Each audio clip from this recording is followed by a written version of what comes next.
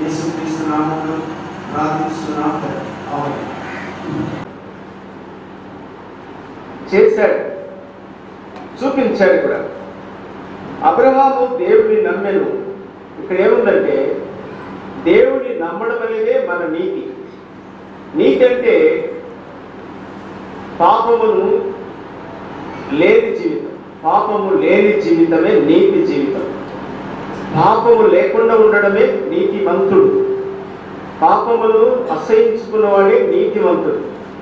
పాపము నుండి దూరముగా పారిపోయిన వాడే నీతిమంతుడు. కనుక నీతి లేనిది, పాపము లేనిది నీతి అనేది చెప్పబడుతుంది. జక్కయ్య నీతిమంతుడు. ఒకప్పుడు అవినీతి పరుడు జక్కయ్య.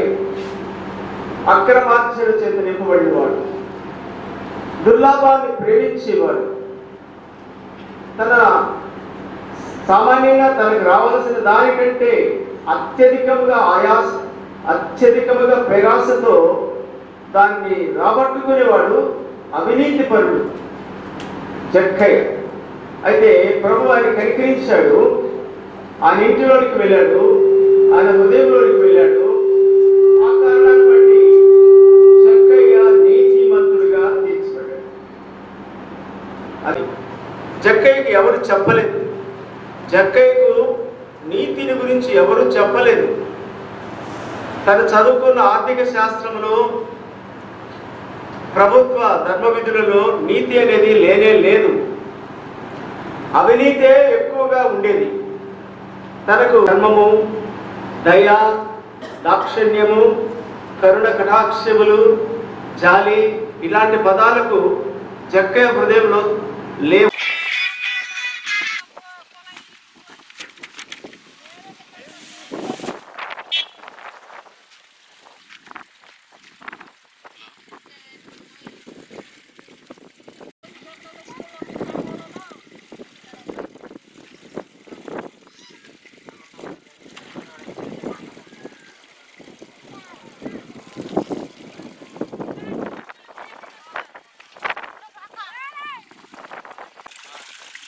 పేరు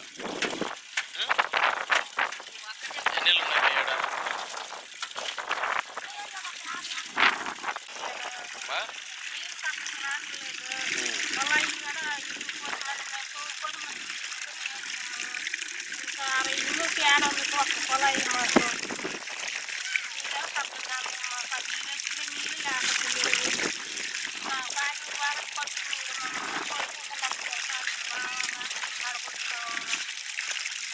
ఎన్ని రోజులు ఇంకా మట్టినా మీద పేరేం పేరు శంకరమ్మా.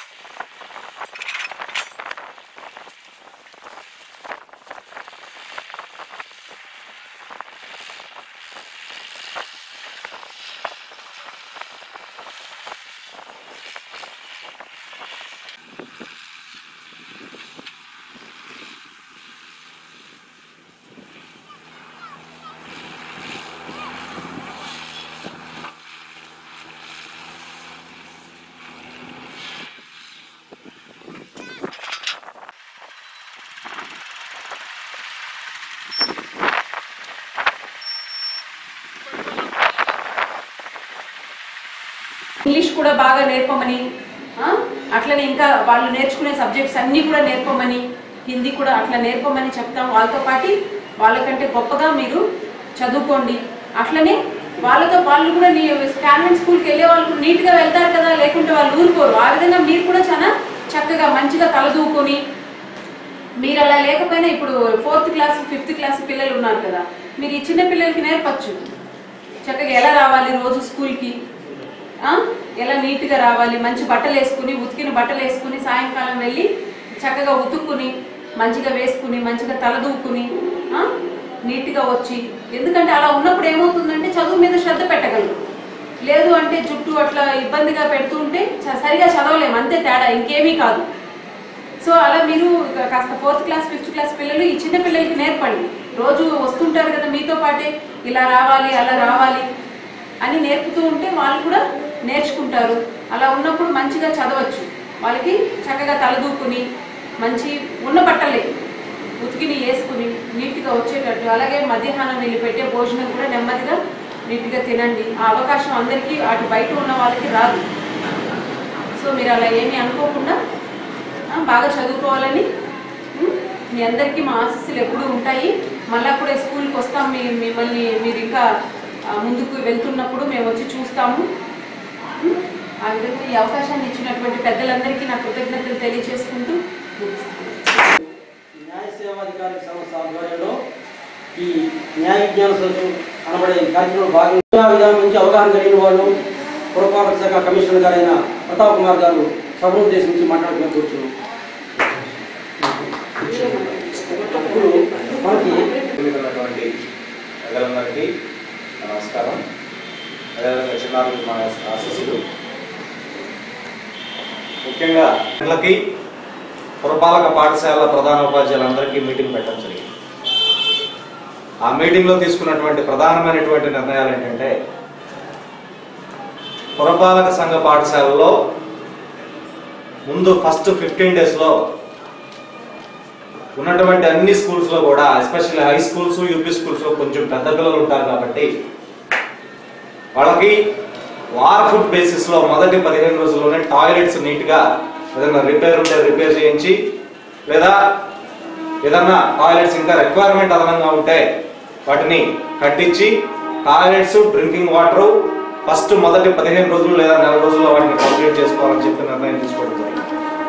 దీంతో పాటుగా పాఠశాలకు కావాల్సినటువంటి అవసరాలు ప్రాధాన్యతా క్రమంలో రాసుకొని ఒక్కొక్క పాఠశాలని ఒక్కొక్క వ్యక్తులకి లేదా వ్యక్తుల సమూహానికి దత్తత ఇవ్వాలని చెప్పి కూడా నిర్ణయం తీసుకోవడం జరిగింది.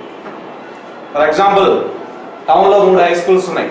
3 హై స్కూల్స్లో ఒకదాన్ని బిల్డర్స్ అసోసియేషన్కి దత్తత ఇచ్చామంటే సంవత్సరం మొత్తంలో ఎంతో కొంత డబ్బు తీసుకెళ్లి వాళ్ళు హై స్కూల్లో పిల్లలకు కావాల్సినటువంటి వస్తువులు సమకూరుస్తారు. మరొక పాఠశాలని కాంట్రాక్టర్స్ అసోసియేషన్కి దత్తత ఇస్తాం. మరొక పాఠశాలని ఈ పాఠశాలలో చదువుకొని ఉన్నత స్థానానికి వెళ్ళినటువంటి వ్యక్తులు వాళ్ళ ద్వారా విరాళాలను సేకరించి పురపాలక సంఘంలో ఉన్నటువంటి అన్ని పాఠశాలని కూడా టౌన్లో ఉన్న ప్రైవేట్ పాఠశాలకు పోటీగా ధీటుగా వీటిని తయారు చేయాలన్నదే మా లక్ష్యం. దానికోసం ప్రాధాన్యతా క్రమంలో అవసరాలు గుర్తించి వాటిని 1 by 1 పూర్తి చేయడానికి ఖచ్చితంగా దానికి కట్టుబడి ఉన్నామని చెప్తూ, ప్రతి నెలా జరిగేటువంటి ఉపాధ్యాయుల మీటింగ్లో ఈ జరిగినటువంటి ప్రోగ్రెస్ని అనాలిసిస్ చేసుకుంటూ మిగిలి ఉన్నటువంటి దానికి కూడా తొందరగా షార్ట్అవుట్ చేయాలని చెప్పి డెసిషన్ తీసుకోవడం జరిగింది. ఇంకా దీంతో పాటుగా టౌన్లో మనకు ప్రధానమైనటువంటి సమస్య శానిటేషన్. ఈ శానిటేషన్కి ఒక 100 రోజుల ప్రణాళిక ఒకటి తయారు చేశాం. దానికి కావలి కళకళ అనేటువంటి ఒక టైటిల్ పెట్టేసి ఈ 100 రోజుల కార్యక్రమంలో మనం ఏర్పరచుకున్నటువంటి టార్గెట్స్ ఏంటంటే, ప్రస్తుతం గుంటూరు రోడ్లో ఉన్నటువంటి డంప్ యార్డ్ ఏదైతే ఉందో ఆ డంప్ యార్డ్ని పూర్తి స్థాయిలో పూర్తిగా క్లీన్ చేసి కౌన్సిల్ మీటింగ్ ఆ కంపోస్ట్ యార్డ్లో జరపాలనేది ఒక డెసిషన్ తీసుకోవడం జరిగింది. దాంతోపాటుగా చెత్త వీధిలో పడేయకుండా ఆల్రెడీ వ్యాపారస్తులు కూడా మీటింగ్ పెట్టి వ్యాపారస్తులు కూడా కొన్ని ఇన్స్ట్రక్షన్స్ ఇవ్వడం జరిగింది. మన 13th మీటింగ్ పెట్టి వాళ్ళకు కూడా కొన్ని ఇన్స్ట్రక్షన్స్ ఇవ్వడం జరిగింది. రోడ్డు మీద చెత్త కనుక పడివేస్తే దాన్ని క్లోజ్డ్గా మానిటరింగ్ సిస్టమ్ పెట్టేసి ఎవరైతే రోడ్డు మీద చెత్త పడేస్తున్నారో వాళ్ళకి ముందు చెప్తాము, తర్వాత హెచ్చరిస్తాము, ఇంకా వెనకపోతే పెనాల్టీలు ఇంపోజ్ చేసినా సరే రోడ్ల మీద చెత్త వేయకుండా పట్టణాన్ని ఒక క్లీన్ సిటీగా తయారు చేయి, ఖచ్చితంగా రాబోయే 4 నెలల్లో ఒక క్లీన్ సిటీగా కావాలని తయారు చేయాలని చెప్పి ఒక కాన్సెప్ట్ ప్రణాళిక కూడా సిద్ధం చేసుకోవడం జరిగింది. అదేవిధంగా అన్ని కమ్యూనిటీస్ యొక్క బరియల్ గ్రౌండ్స్, ఎందుకంటే సమాజంలో నీచంగా చూడగలే ప్రదేశాలు 2 ఒకటి కంపోస్ట్ యార్డ్, 2 శ్మశానం. బరియల్ గ్రౌండ్స్ను కూడా పూర్తి స్థాయిలో ఇదే విధంగా దాతల సహకారంతో వాటిని అభివృద్ధి చేసి పురపాలకం ద్వారా వచ్చేటువంటి ఆదాయాన్ని, పురపాలక ఆదాయాన్ని ప్రజలకు తాగునీరు, అవస్థాపన సౌకర్యాలు కల్పించడానికి టాప్ ప్రయారిటీగా టేకప్ చేసి ఈ సంవత్సరానికి ఒక ప్రణాళిక తయారు చేసుకోవడం జరిగింది. ఆ విధంగా పొద్దున మా మిత్రులు హెచ్ఎంస్ అందరితో కూడా ఈ విషయాన్ని డిస్కస్ చేసాము. పొద్దున డిస్కస్ చేసిన తర్వాత ఈవినింగ్కే ఈ విధంగా స్కూల్లో పాఠశాలలో ఉన్నటువంటి పిల్లలకి ఆడుకోవడానికి ఆట వస్తువులు, క్యారమ్స్, అదేవిధంగా డ్రింకింగ్ వాటర్ క్యాన్స్ ప్రొక్యూర్ చేసినటువంటి హెచ్ఎంస్ ఇద్దరినీ కూడా ఈ సందర్భంగా అభినందిస్తూ మరలా కూడా ఇంకా భవిష్యత్తులో ఎవరైనా ఇట్లా మన పాఠశాలలో ఉన్నటువంటి పిల్లల అవసరాలు తీర్చడానికి ముందుకు వచ్చిన పక్షంలో వారికి ఖచ్చితంగా కౌన్సిలర్లో తగు రీతిలో సన్మానిస్తామని చెప్పి కూడా తెలుపుకుంటూ ఈ అవకాశం ఇచ్చినటువంటి అందరికీ కూడా ధన్యవాదాలు.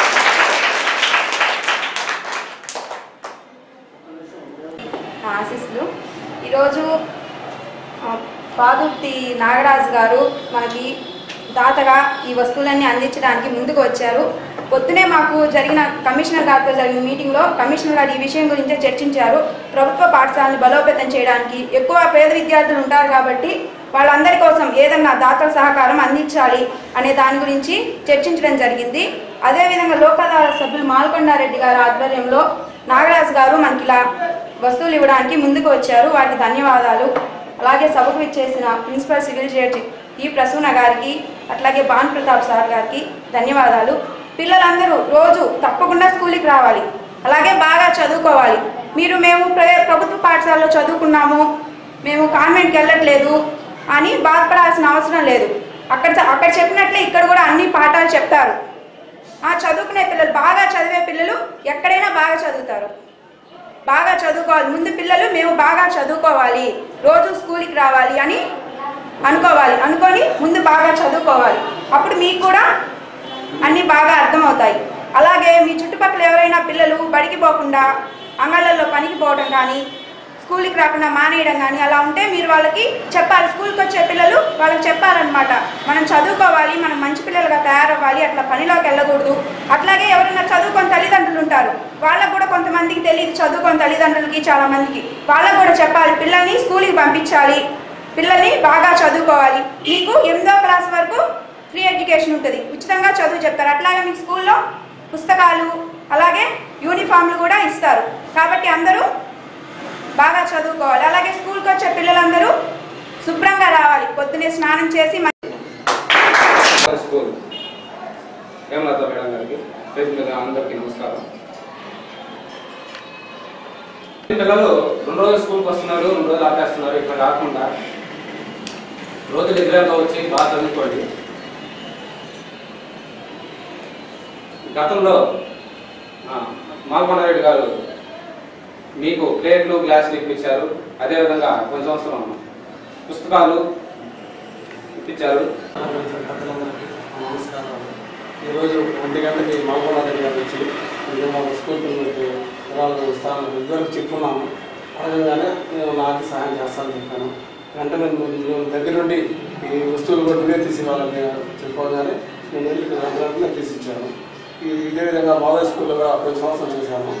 వాసవి క్లబ్ ఆధ్వర్యంలో నేను ప్రెసిడెంట్గా ఉన్నప్పుడు వాళ్ళు చిన్న చిన్న పాఠశాల విద్యార్థులకి బుక్స్ కానీ, పెన్స్ కానీ, వాటర్ కానీ అనేక కార్యక్రమాలు చేశాము. ఈరోజు మా నాన్నగారి కార్యక్రమం జ్ఞాపకార్థంగా ఈ కార్యక్రమం త్వరలో ఇంకేమన్నా ఉన్నా చిన్న చిన్న నేను సహాయం అందిస్తానని సభాముఖంగా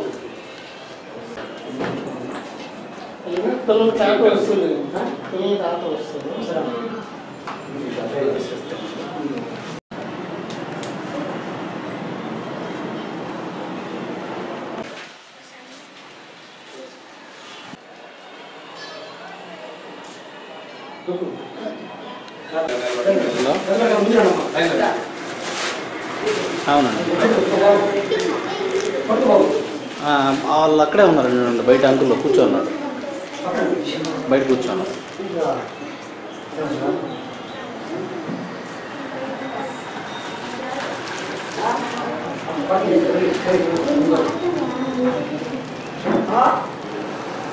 చూడండి.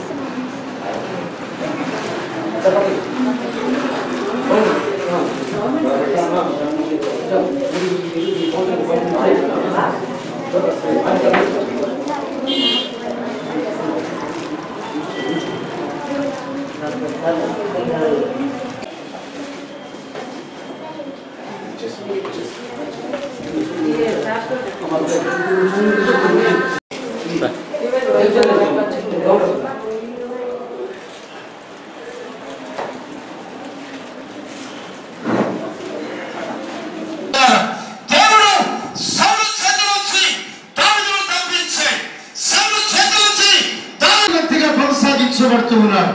ప్రియమైన దేవుని బిడ్డలారా, దావీదు యొక్క జీవితంలో దేవుని యొక్క పిలుపుని అందుకొని దావీదు వచ్చినప్పుడు దావీదు దేవునిలో స్థిరత్వాన్ని కలిగి జీవించాడు. ప్రతి దినము ఉదయము మధ్యాహ్నం సాయంకాలం దేవుని సన్నిధిలో ప్రార్థించే అనుభవం కలిగినటువంటి వాడు దావీదు. ప్రియమైన దేవుని బిడ్డలారా, సౌలు జరుగుతూ ఉండగా సౌలు అనేక విషయాల్లో దావీదును ఇరుకులు ఇబ్బందులు భయంకర పరిస్థితులకి నెడుతూ ఉన్న పరిస్థితుల్లో దావీదును కాపాడుతూ వచ్చిన వాడు ఎవరు అంటే దేవుడే. సౌలు చేతిలో నుంచి తప్పించిన వాడు దేవుడే.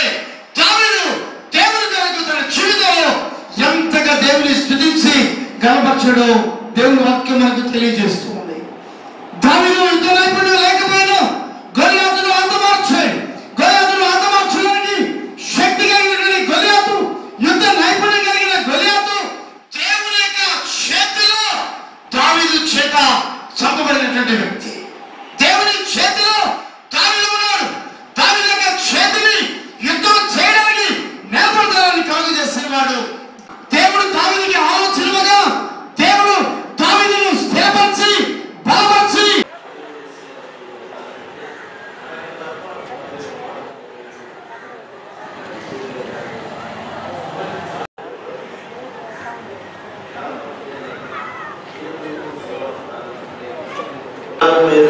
పరిచర్య చేసినటువంటి వాడు.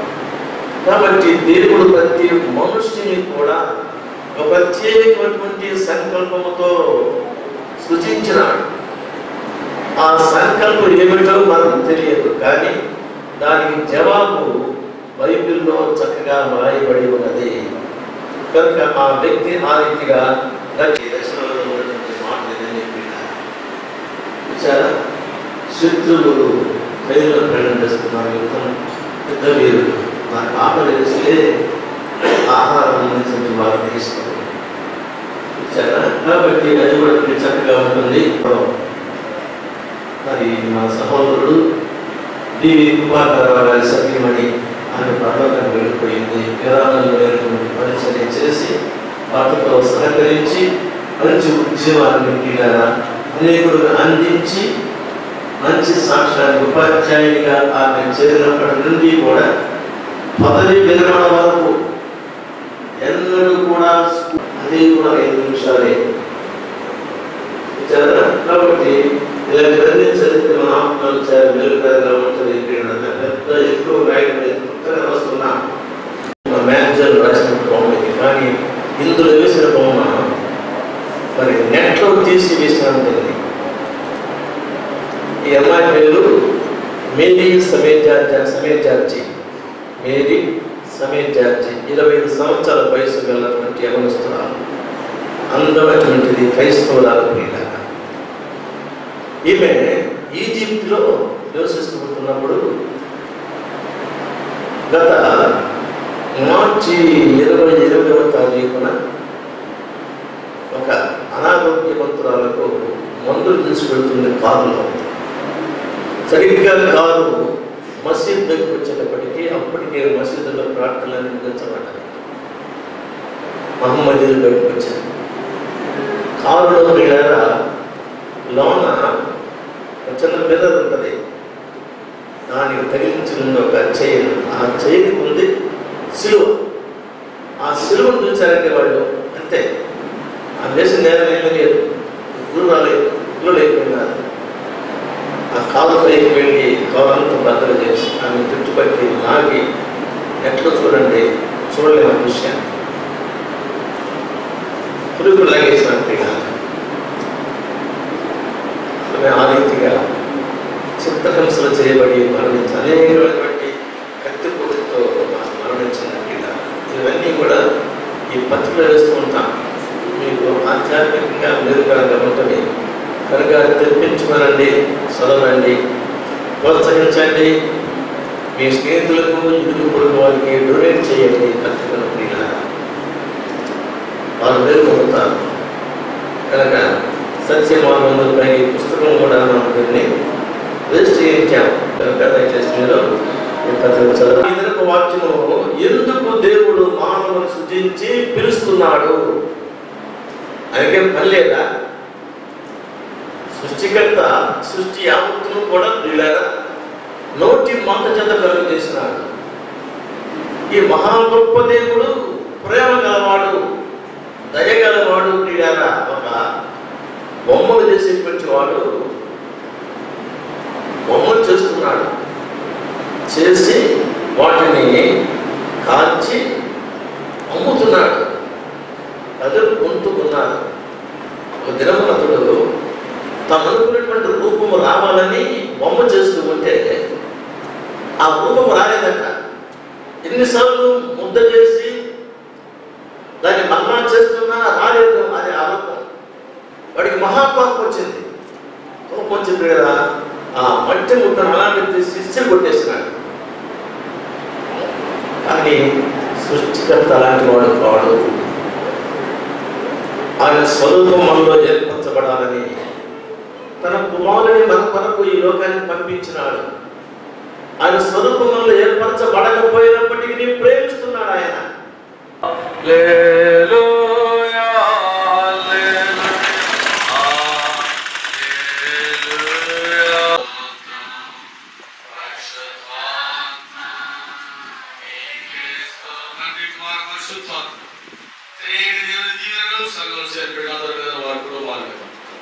వారికి సమస్తం లేదు, కానుకలు లేదు, వివాహమాన జరుగుతున్న కార్యక్రమాలు లేదు. నీ కృపాక్షేమం సదాకాలంతో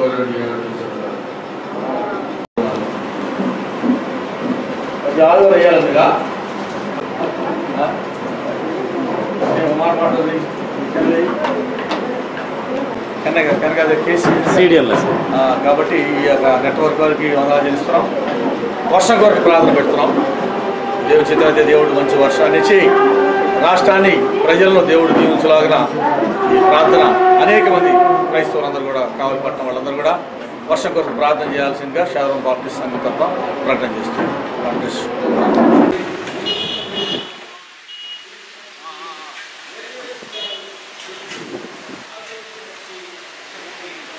ఈ ప్రకారం చేయవాడు ఎన్నడూ కదలబడు అనే సత్యాన్ని మనం చూస్తాం. కాబట్టి ఈ యొక్క విషయం యొక్క మరి అత్యుత్తమైనటువంటి మరి ఆత్మీయ జీవితంలో క్రైస్తవ జీవితంలో ఉండవలసినటువంటి ఒక శుభ్రాన్ని గురించి ఇక్కడ మనం చూస్తా ఉంటున్నాం.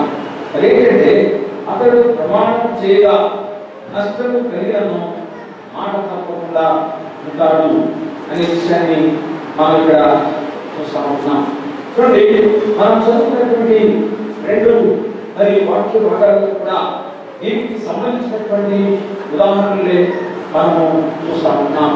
మొట్టమొదటిగా న్యాయాధిపతుల గ్రంథం 11వ అధ్యాయంలో మనము గమనించినట్లయితే అక్కడ యోఫ్తా అనే ఒక న్యాయాధిపతి గురించినటువంటి జీవితాన్ని అక్కడ మనము చదువుతాం. పోయే ముందు మనం చేస్తున్నటువంటి రుక్మిణి గురించి కూడా మనం చదువుతూ ఉన్నాం. కాబట్టి న్యాయాధిపతుల గ్రంథం 11వ అధ్యాయం 30వ వచనంలో చూస్తే ఇట్లు మనం చదువుతున్నాం. అప్పుడు యోఫ్తా యెహోవాకు ఎక్కి అమ్మోనీయులను నిశ్చయముగా అప్పగించుటలా నేను అమ్మోనీయుల నుండి క్షేమంగా తిరిగి వచ్చినప్పుడు నన్ను ఎదుర్కొంటకు నా ఇంటి ద్వారం నుండి బయలుదేరి వచ్చలేదు అని యెహోవాకు ప్రతిష్ఠితమగును మరియు దహనబలిగా దానిని అర్పించను అని నన్ను అమ్మోనీయులు మరి అల్పంలో తెలుసుకున్నాడో లేదో అనేటువంటి అనుమానం లేట్ అయిపోయింది. నీలో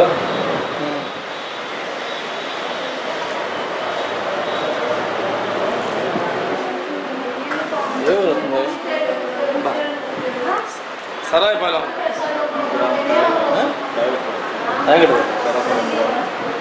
తాగడి పేరేం పేరు పుల్లయ్య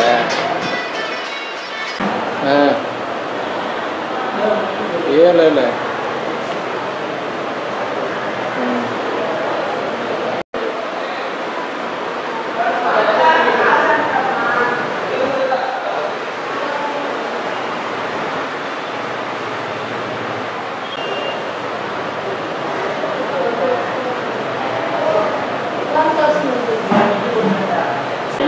మీ తమ్ముడు పేరు పుల్లయ్య. ఏం జరిగింది?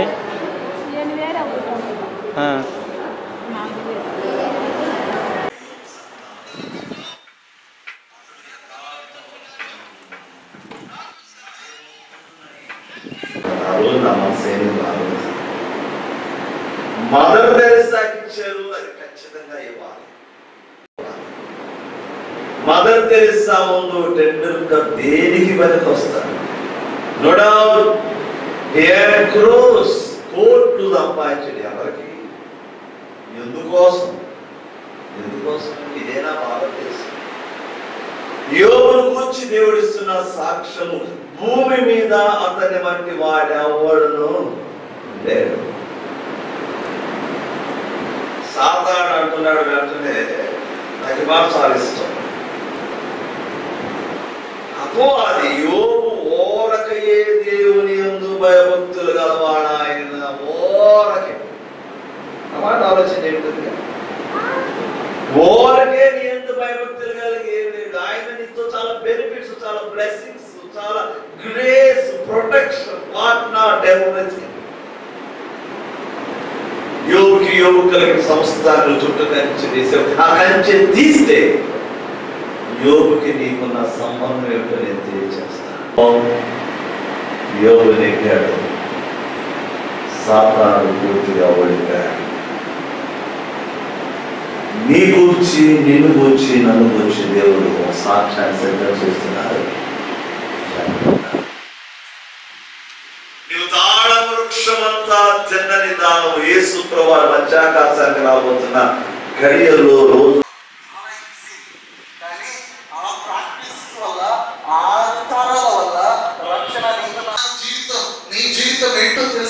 అపరాధముల చేత, పాపముల చేత చచ్చిన అనుభవం కలిగిన స్థితి ఇది నాది. ఒకరోజు దేవుడు లేని స్థితిలో ఉన్నవారం మనం. దేవుని యొక్క వాగ్దానానికి కారణంలో కానివారం మనం. వాగ్దానం లేని బిడ్డలుగా ఉన్నవారం. మన జీవితంలో దేవుడు లేని స్థితిలో మనం ఉన్నవారు. అయితే ఈ యొక్క స్థితి నుండి ఆ యొక్క పౌలు తన స్థితిని చెప్తూ ఉన్నాడు. తన జీవితంలో జరిగిన ఒక సంఘటన ఏంటంటే, దాన్ని మర్చిపోలేని సంఘటన దేవుడు లేని స్థితి. మన జీవితాల్లో కూడా ఆ స్థితిని చాలా మంది కలిగి ఉన్నాం. మన జీవితాల్లో కూడా దేవుడు లేని స్థితి ఎప్పటికీ అనేక మంది కలిగి ఉన్నాం. పాస్టర్ గారు, మేము ఎంత గొప్ప వాళ్ళని మీకేం తెలుసు, ఎంతో కాలం నుండి చర్చికి వస్తున్నాం, మాలో దేవుడు లేడని, జీవితం ఉందని మీరు ఎలా చెప్తారు అంటే, మన జీవితం యొక్క ప్రయాణం, మన అలవాట్లు, మన ప్రవర్తన, మన తీరు, మన విశ్వాస జీవితం యొక్క ఆ యొక్క పసలేని జీవితాన్ని బట్టి నీలో నాలో ఇంకా దేవుడు లేని ఆ స్థితిలోనే నీవు నేను ఉంటున్నామేమో. ఒకవేళ దేవుడు నీలో నాలో ఉంటే నీవు నేను ఇప్పుడు ప్రవర్తించే ప్రవర్తన ఆ రీతిగా ఉండదమ్మా. ఈరోజు నీవు నేను కలిగి ఉన్న అలవాట్లు, ఈరోజు దేవుడు నీలో నాలో ఉంటే అలవాట్లు ఉండేవి కాదు తండ్రి. అని అంటున్నాడు, తండ్రులారా ఇదిగో నేను చెప్పే సమాధానం వినండి. నా స్థితి ఇంతకు ముందు దేవుడు లేకుండా ఉంది. ఆ స్థితిలో నేను మతాన్ని చక్కగా అవలంబించాను. వీళ్ళందరికంటే ఇదిగో ఈ ప్రధాన యాజకులు, ఈ యొక్క పరిచయులు, వీళ్ళే నాకు సాక్షులు. ధర్మశాస్త్ర విషయం కానీ, సంఘాన్ని హింసించే విషయంలో కానీ, దేవుని యొక్క ఆసక్తి కలిగిన విషయంలో కానీ నా అంత అతిశయించేవాడు కానీ, నా అంత ఆసక్తి గలవాడు కానీ లేడు. కానీ నా స్థితి ఏ స్థితి అంటే దేవుడు లేని స్థితి. ఇక్కడ రక్షించబడిన వాళ్ళు ఒకసారి జ్ఞాపకం, దేవుడు లేనప్పుడు నీవు నేను ఎలా ఉన్నా, ఎలా జీవించేవాడు, ఎలా ప్రవర్తించేవాడు. నీ నా జీవితంలో ఎన్నో పాపాలను పొరపాట్లనే పేర్లు పెట్టుకొని అనుదినం అది ఎప్పుడది దేవుడు లేని స్థితి. నీవు నేను ప్రవర్తించే తీరు, నీవు నేను స్పందించే తీరు దేవుడు లేకపోతే చాలా వ్యతిరేకంగా ఉంటుంది. దేవుడు ఉన్నప్పుడు స్పందించే తీరు స్పందించినప్పుడు నీ కుటుంబాన్ని నువ్వు కూలగొట్టుకుంటావు, నీ కుటుంబాన్ని నువ్వు సర్వనాశనం చేసుకుంటావు, నీ జీవితాన్ని